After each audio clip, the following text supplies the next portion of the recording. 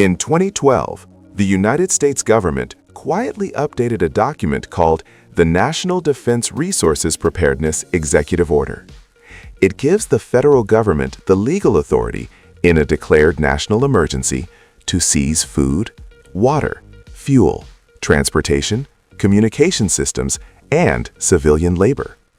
Not your enemy's resources, yours. This is not a conspiracy theory. This is signed law, published in the Federal Register, signed by the sitting president, available to anyone with an internet connection right now. You could open it in another tab while watching this video. Most people never will. Not because it is hidden, because nobody told them to look. And it is not unique to America. Every developed nation has a version of this document.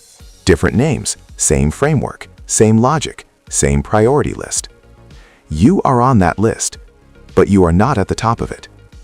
And in the next 12 minutes, I am going to show you exactly where you are, what that means in practice, and the 5 things that bridge the gap between your position on the list and the moment the system actually reaches you. Every government in the world maintains what emergency planners call a continuity framework. The public version talks about protecting citizens, maintaining essential services, and ensuring national resilience. Those things are genuinely part of the plan. The people who wrote these documents were not cynics. Many of them spent careers trying to build systems that would protect everyone.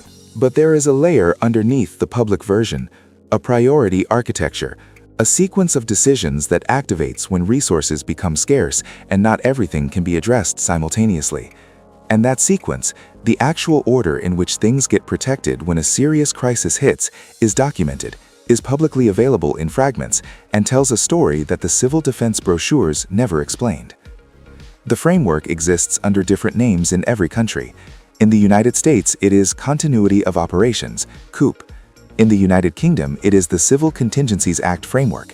In Germany, it is the Konzeption Zivile Verteidigung, a document classified for decades, partially published in 2016. In Australia, it is the National Security Strategy and Critical Infrastructure Protection Plans. In Japan, it is the Basic Act on Disaster Control Measures. Different names, identical architecture. Here is what that architecture said. When a serious crisis occurs, a major war, a catastrophic natural disaster, a grid-level infrastructure failure, an economic collapse severe enough to disrupt supply chains, governments do not attempt to help everyone simultaneously. They cannot. The resources do not exist. The attempt to address everything at once without a priority system produces paralysis rather than response. So they activate a sequence. First priority, government continuity.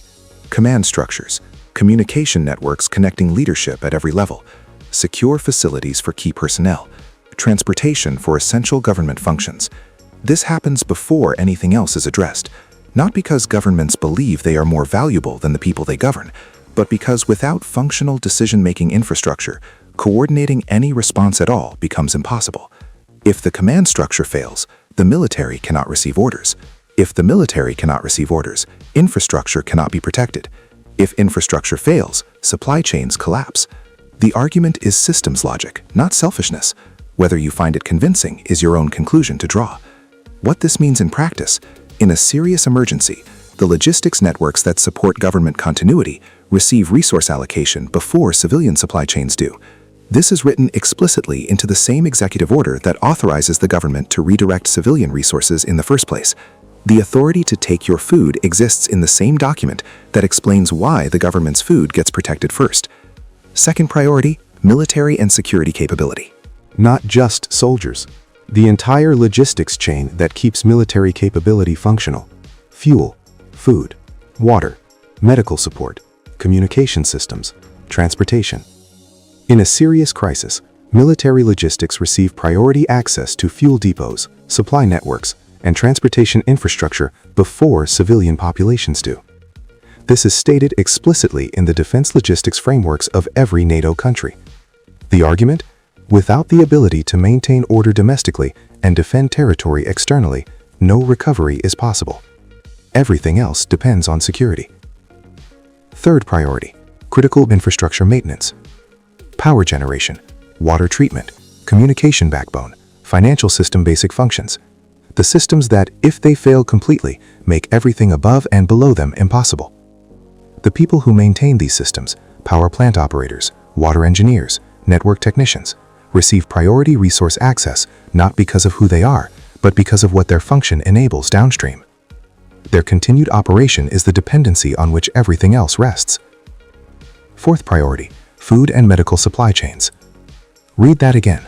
Fourth, the logistics networks that keep hospitals functioning and prevent mass starvation in civilian populations are priority 4, after government continuity, after military capability, after infrastructure maintenance. In a scenario where resources are sufficient and the crisis is manageable, the gap between priority 1 and priority 4 closes quickly.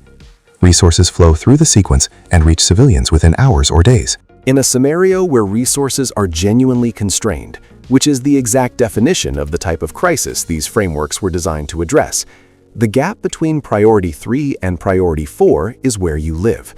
That gap is the timeline you are operating inside, and it is longer than most people have prepared for. Then there is everyone else. The documents do not frame it as abandonment. They frame it as triage, the same logic a field surgeon uses with limited resources and multiple casualties. You treat the patients whose treatment produces the most functional capacity. You sequence decisions to maximize overall survival. The individual on the far end of that sequence is not abandoned. They are deprioritized.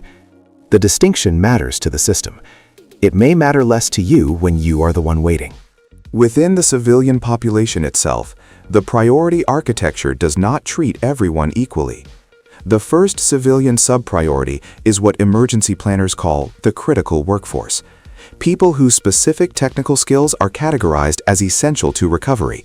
Medical personnel, engineers with infrastructure expertise, agricultural specialists, scientists and technicians whose knowledge cannot be quickly replaced or redistributed. In a serious crisis, these people receive priority resource access above the general population: food, water, medical support, transportation. Not because of who they are personally, but because of what they can do that the general population cannot. This is explicit in the workforce protection annexes of emergency management frameworks in the United States, United Kingdom, Australia, and Germany. The second civilian sub-priority is urban stability management, keeping large population concentrations from collapsing into uncontrolled crisis. Not because urban lives are categorically worth more, but because an uncontrolled urban collapse creates secondary effects that damage everything above it on the priority list. A city of 5 million people experiencing simultaneous starvation and failed sanitation does not produce 5 million isolated casualties. It produces disease vectors spreading to surrounding regions, security breakdowns requiring military resources to contain, and infrastructure damage setting back recovery by months or years. Urban centers receive attention because their instability is the most systemically dangerous downstream outcome. Rural populations, the elderly, the very young, people with life-critical pharmaceutical dependencies, people without financial resources to bridge any gap independently. These groups appear in the documentation in compassionate language as vulnerable populations requiring assistance. They appear last in the resource allocation sequence. The language acknowledges their need. The timeline reaches them last. Now the number that makes this concrete. Based on documented case studies from Katrina 2005, the 2011 Tohoku disaster in Japan, the 2003 European heatwave, and the COVID-19 supply chain disruptions of 2020 and 2021, the average gap between a serious crisis beginning and government resource distribution reaching general civilian populations runs from 72 hours to 3 weeks.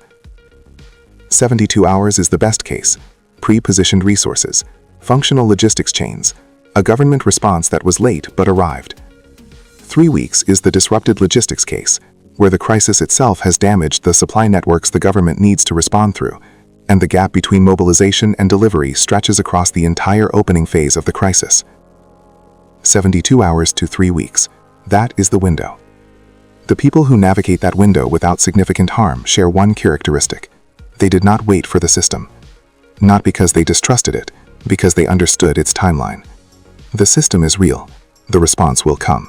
But it will come after the priority sequence has moved through government, military, infrastructure, and supply chains. By the time it reaches you, the people who prepared for the gap have already been stable for days or weeks. What bridges the gap is not complicated. It is not bunkers or elaborate off-grid infrastructure. It is 5 things at the household and small group level. Water independence. Not bottled water, which creates a finite resource with a known end date. A method. Filtration capability, knowledge of available sources, a process that produces drinkable water from accessible inputs without requiring municipal infrastructure that is sitting at priority 3 on someone else's allocation list. Caloric sufficiency. Not a pantry that feels like preparation. An honest calculation. How many calories, for how many people, for how many days does your current food supply actually provide at realistic consumption under stress? Most people who consider themselves prepared answer this question and discover they have 48 to 72 hours, sometimes less. This is not a preparation failure. It is an accounting failure. The difference between feeling ready and measuring readiness. Information access. Not your smartphone. A method of receiving information that continues functioning when cell towers have exhausted their backup power, which happens at approximately hour 72 of a serious grid disruption. A hand crank emergency receiver. An amateur radio setup. Any method of accessing information that does not route through infrastructure sitting above you on the priority list. Medical capability. Not a first aid kit. An antibiotic supply, a sterilization method, and the basic knowledge to use both. The progression from a minor wound to life-threatening infection without antibiotics runs from 3 to 7 days under normal conditions and faster under stress and reduced nutrition. This is not a dramatic scenario. It is standard microbiology. And the one that most survival content ignores entirely: social infrastructure. The network of people immediately around you. Medical knowledge in that network, mechanical knowledge, agricultural knowledge. The ability to maintain group cohesion and emotional stability under extended stress. The resilience frameworks explicitly document community cohesion as a force multiplier in disaster response outcomes. A single person with optimal preparation is significantly more vulnerable than a moderately prepared group of 5 people with complementary skills and established trust. The list is real. The priority architecture is documented. The gap between your position on that list and the moment the system reaches you is a known, estimable, bridgeable window. But before I close this video, I want to give you something the documents themselves almost never include: context. The priority architecture is not evidence that governments have decided civilians do not matter. The people who built these frameworks spent careers trying to design systems that would protect the maximum number of people under the worst conditions. The triage logic is not callousness. It is the same mathematics a field hospital applies when there are more patients than resources. You treat in the order that produces the best overall outcome. You document the sequence. You try to close the gaps as quickly as resources allow. The problem is not that the system is designed to fail civilians. The problem is that the system was designed by people who understood its limitations, and those limitations were never communicated clearly to the people who would be affected by them. The civil defense campaigns of the 20th century told people that the government would respond and help would come. That was true. It is still true. But it was never the complete picture. The complete picture includes the priority sequence. It includes the timeline. It includes the gap between where you sit on the list and when the response reaches you. The people who built the priority architecture understood this gap. They designed it for it. The continuity of operations plans include, in their supporting annexes, strong language about encouraging civilians' self-sufficiency and community resilience. Not because they wanted to abdicate responsibility, because they understood that no government response can reach everyone simultaneously, and the people who can bridge the gap independently free up resources for the people who cannot. Self-sufficiency is not a political statement. It is not distrust of government. It is the behavior the government's own emergency planning documents encourage, because it reduces pressure on a system that is already allocated to its capacity on the first day of any serious crisis. The people at the top of the priority list, the people in the continuity facilities, with the protected supply chains and the redundant communication systems, did not get there by accident. They assessed the system they were operating inside, understood its priority architecture, and ensured that they were positioned to function independently of the gap. They read the document. They understood where they were on the list. And then they prepared. Not out of fear, not out of distrust, but out of the same rational systems thinking that produced the priority architecture in the first place. That document is public. That architecture is documented. That gap is known, estimable, and bridgeable. You have the information now. The question is what you do with it.